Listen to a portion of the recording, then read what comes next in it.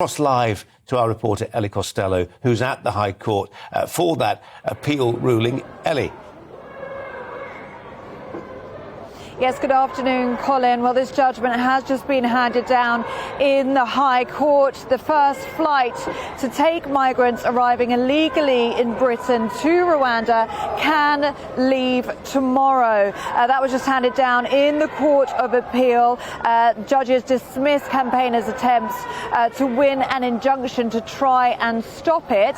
Now, of course, this was the judgment that was already handed down on Friday, but in our legal system, people can, of course, appeal, and that's what we saw happen in the High Court today. We saw those same charities that were representing migrants themselves. We saw unions that were representing 80% of Border Force officials. They all came together with those same arguments. They were saying that this Rwanda policy was unfair, was unsafe, and was unlawful. They said that the judge on Friday had made a absolutely plainly wrong decision, no question. The lawyers for the government, the Secretary of State of the Home Department, it was a very simple argument for them. They said the judge on Friday was correct and that judgment should be upheld. That flight should leave tomorrow. That is exactly what's happened, Colin. Judge Rabinder Singh has said that he could not interfere with the High Court's clear and detailed judgment.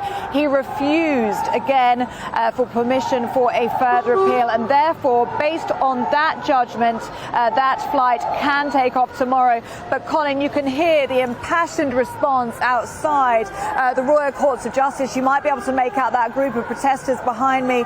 They are saying, we will stop this racist flight.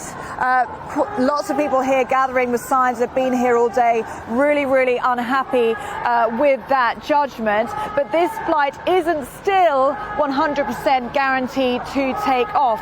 If it does, as you mentioned there, Colin, these numbers have dwindled quite significantly over the last few days. It was 31 people destined to be on that flight on Friday. That went down to just 11 migrants this morning, and we're hearing now that reportedly only 8 people will be on that flight. But the government have made it very clear that that flight they want to take off, even if it is just one migrant on board. But Colin, there is another case being heard in the High Court today.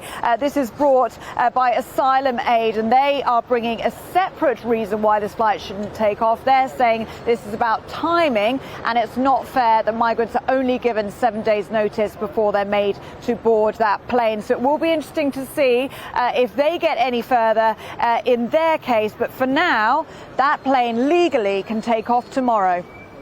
Hello, thanks very much indeed. Ella Whelan.